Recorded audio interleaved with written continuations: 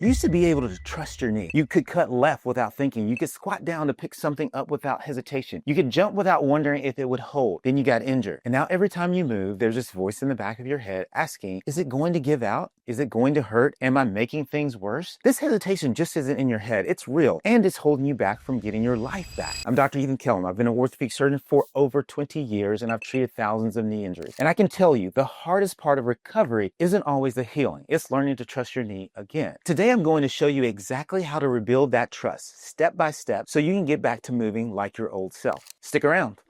So let's talk about what happened. You had a knee injury. Maybe you tore the meniscus. Maybe you sprained your MCL. Maybe you just tweaked something and it swelled up for weeks. You rested. You did physical therapy. Maybe even you got an MRI and eventually the pain went away. But here's the thing. Even after the pain is gone, there's still this hesitation. You go to plant your foot and you pull back at the last second. You start to squat and you catch yourself thinking, wait, can I do this? It's like your knee is that friend who let you down that one time. And now you're reading into every text that they send. They say, sounds good, but do they really mean it? And the hesitation, that's your brain protecting you. In the beginning, that's actually a good thing. Your brain is being cautious. But if it goes on too long, it becomes a problem. Because when you don't trust your knee, you move differently. You compensate. You favor the other leg. And that compensation creates new problems. Weak muscles, poor movement patterns, chronic stiffness. I've even seen people come in with perfectly healed knees, but they're still limping 2 years later. Not because the knee is damaged, but because their brain never learned to trust it again. So the question isn't just, is my knee healed? It's how do I teach my brain that my knee is safe again? And that's what we're going to fix.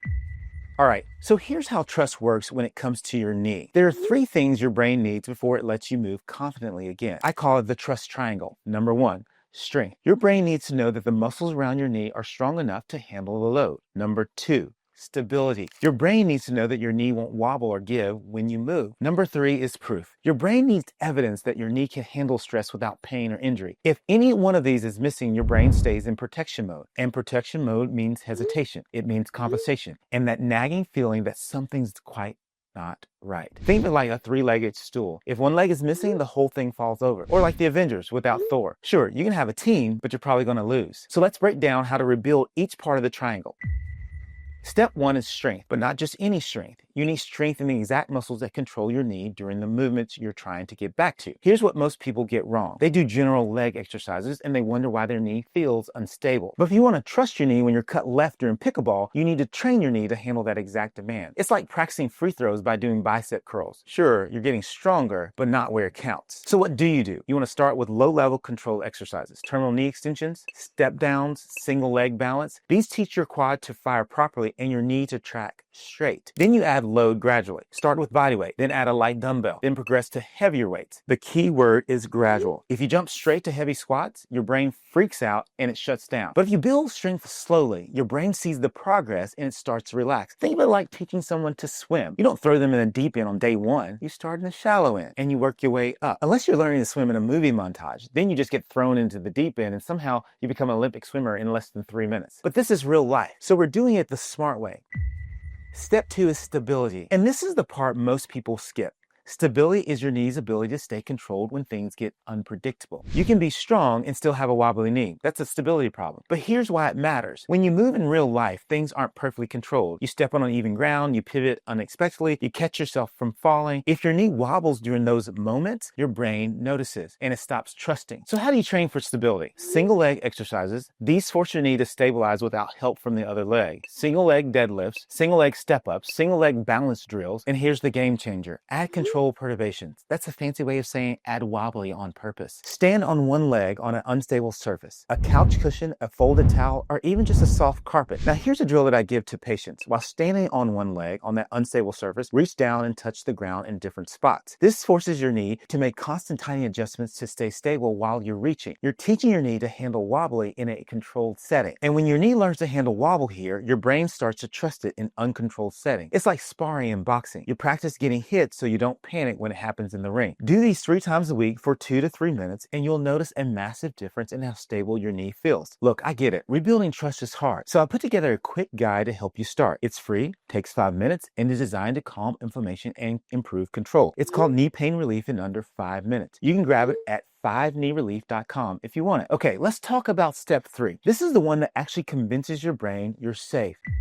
Step 3 is proof. You can be strong, you can be stable, but if you never test that knee, your brain will never believe it's safe. This is called graduated exposure. You expose your knee to stress in small controlled doses. Each time your knee handles the stress without pain or injury, your brain gets a little more confident. It's like exposure therapy for anxiety. You face the thing you're afraid of in small steps until it's not scary anymore. Or like watching a horror movie with the lights on first, then you dim them. Then they're off. By the end, you're not scared anymore. You've seen all the jump scares coming. So what does this look like? Let's say you want to get back playing basketball, but you're scared your knee will give out when you jump. You don't start by playing a full game. That's too big of a jump. You start with small hops in place, low intensity, control. Then you progress to single leg hops, then lateral hops, then small jumps. Then you add a basketball and you do layup drills at half speed. Then you play half court at 70% intensity. Each step proves to your brain, hey, the knee can hold up. We're good. And after enough successful exposures, your brain stops sending the danger stop signal. That's when you start moving like yourself again. Here's a simple example. Let's say stairs scare you because your knee gave out on stairs before. You don't have to avoid stairs forever. You start with something like this, a small step. You practice step downs, slowly, controlled. Then you progress to step ups. Then you do it on one leg. Then you move to actual stairs, one at a time, then alternating legs. Each successful rep gives your brain proof, and proof builds trust. Now here's the key. The progression has to be gradual enough that you're not limping or in pain afterward. If you push too hard, too fast, you'll traumatize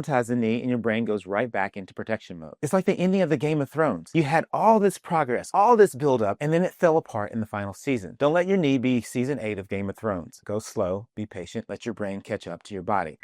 All right, so you're rebuilding strength, you're rebuilding stability and proof. You're making progress, but then one day you feel a little twinge or your knee swells a little after a workout, and suddenly that old fear comes rushing back. Did I re-injure it? Am I back to square one? Here's what I need you to understand. Setbacks are normal. They don't mean you failed. Your knee is not made of glass. A little soreness or swelling after activity doesn't mean you broke it. It might just mean you pushed a little too hard that day. That's information, not a disaster. So what do? First, don't panic. Take a breath, assess the situation. Is the pain sharp? Is it getting worse? Or is it just mild soreness that goes away with rest? Is it mild soreness? Scale back your activity for a few days and then ease back into it. If it's sharp pain or swelling that won't go down or it's instability, get it checked. But don't assume the worst. Most of the time, it's just a minor flare-up. And here's the mental shift I want you to make. Instead of thinking my knee failed me, think my knee is giving me feedback. It's not betraying you, it's communicating with you. And when you listen to that feedback and you adjust, you build trust faster than if everything went perfectly. Because now you know your knee can handle setbacks and you can come back stronger.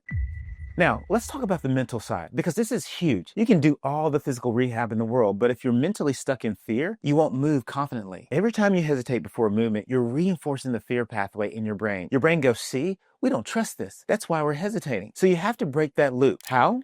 Visualization. Before you do a movement you're nervous about, close your eyes and visualize yourself doing it successfully. See yourself planting your foot, cutting left, and your knee holding strong. This sounds soft, but it works. Athletes do this all the time. Derrick Rose had to rebuild trust in his knee 3 separate times after ACL surgery. And he talked about how visualization was a huge part of getting his confidence back. When your brain rehearses a successful movement, it's more likely to let you execute in real life. Another technique, positive self-talk. Instead of what if my knee gives out, say my knee is strong. It's ready for this. I know it sounds like something from a self-help book you'd find at the airport, but your internal dialogue matters. If you constantly are telling yourself your knee is fragile, your brain believes it. If you tell yourself your knee is capable, your brain starts looking for evidence to support that. And finally, celebrate small wins. Every time you do something your knee can handle well, acknowledge it. I just did 20 squats and my knee feels fine. That's progress. Those small acknowledgments add up. They rewire your brain to trust instead of fear. So what does all this mean? Trusting your knee again isn't just about waiting for it to heal. It's about rebuilding the trust triangle. Strength. Train those muscles that control your knee. Stability. Teach your knee to handle wobble and unpredictability. Proof. Give your brain evidence through graduated exposure that your knee is safe. And don't skimp the mental game. Visualization, positive self-talk, and celebrating wins matter just as much as the physical work. This isn't a sprint.